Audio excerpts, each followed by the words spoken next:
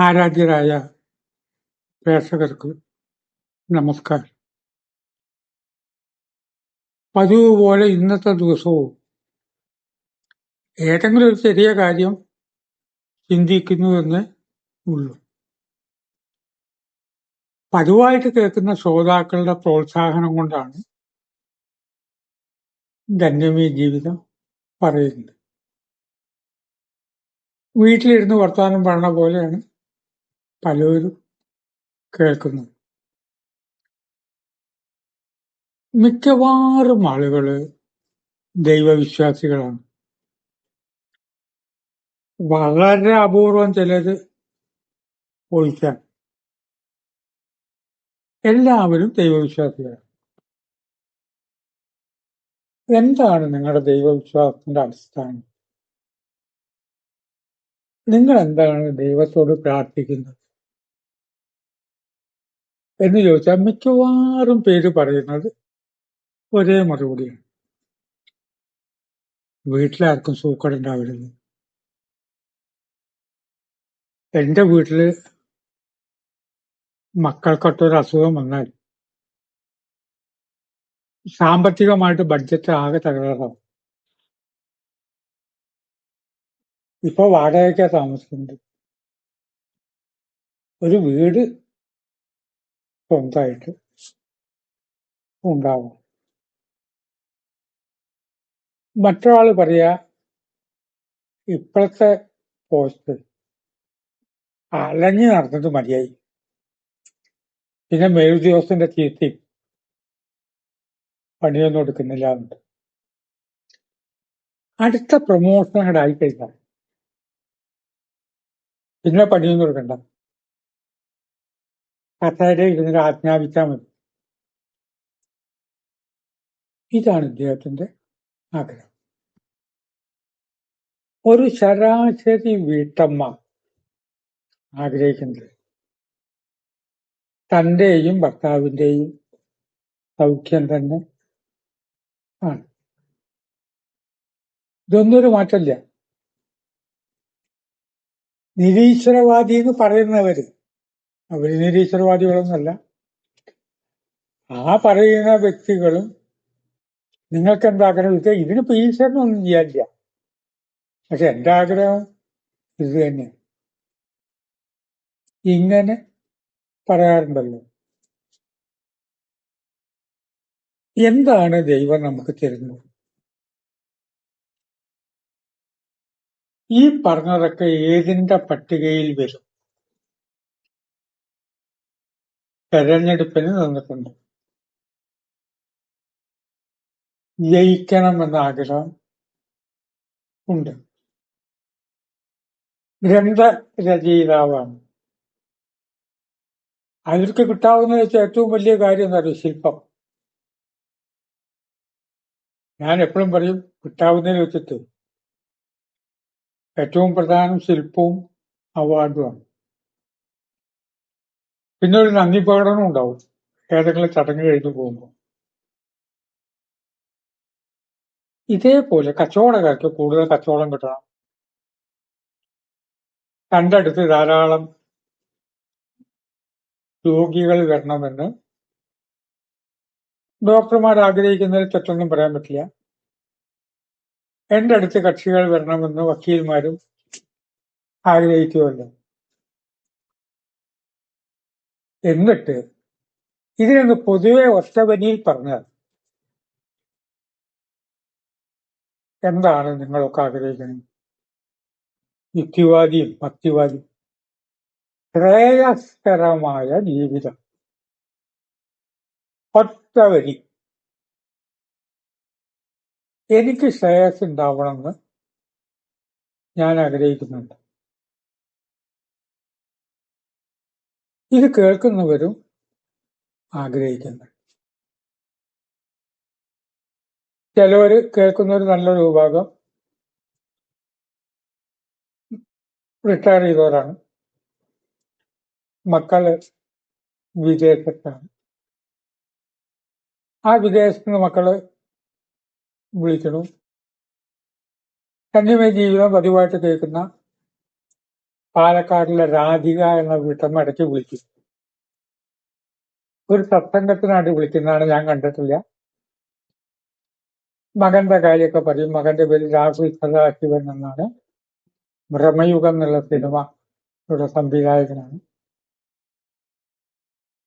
ഞാൻ പറഞ്ഞ ജീവിതത്തില് ഇനിയിപ്പോ എന്താ നമുക്ക് വേണ്ടത്?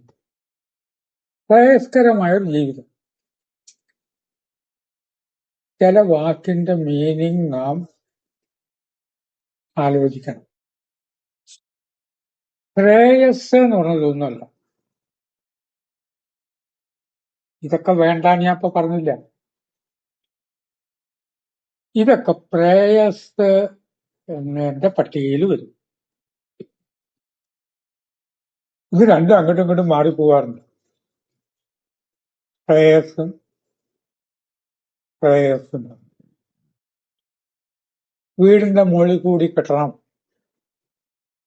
വേണമെന്ന് കെട്ടണം. ഇതൊക്കെ പ്രേയസ്സാണ്. എന്റെ കീർത്തി വർദ്ധിക്കണം, എനിക്ക് അംഗീകാരങ്ങൾ കിട്ടണം, കൂടുതൽ ഉയർന്ന ശമ്പളം കിട്ടണം, പെൻഷൻ കിട്ടണം, കീർത്തിമാനാവണം. ഇതിനെയൊക്കെ വിളിക്കുക പ്രേയസ് എന്ന്. ഇതാണ് ശ്രേയസ് എന്ന് കുറെ പേരെങ്കിലും തെറ്റിദ്ധരിച്ചിരിക്കുന്നു. ശ്രേയസ് എന്ന് പറഞ്ഞ ഇതൊന്നുമല്ല. ഇന്ത്യയിൽ ഏറ്റവും വലിയ അംഗീകാരങ്ങളിൽ ഒന്ന് കിട്ടിയ ഒരു എഴുത്തുകാരൻ, തമിഴ്നാട്ടുകാരൻ. അദ്ദേഹത്തിന് കിട്ടിയിട്ടുള്ള വലിയ അംഗീകാരം എനിക്ക് കിട്ടിയിട്ടില്ല. വേറെ 10-7 കിട്ടിയിട്ടുണ്ട്.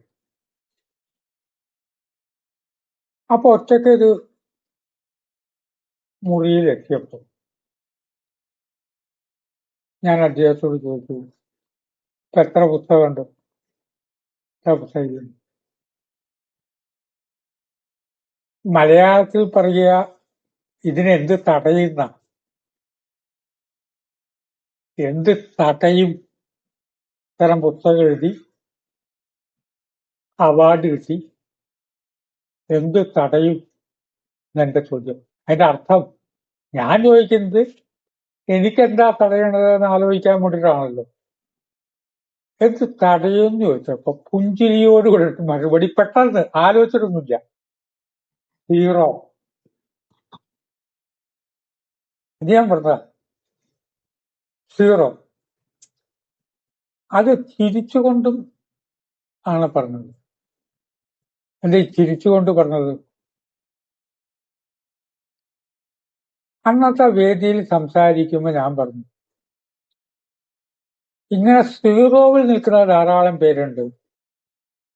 അവര് അവരുടെ ജീവിതത്തിലെ പോയ കാലത്തെ ചൊല്ലി ദുഃഖിക്കുന്നൊന്നുമില്ല. തിരഞ്ഞെടുത്ത മാർഗം തെറ്റിപ്പോയി എന്ന് ഇവരാരും പറയുന്നില്ല,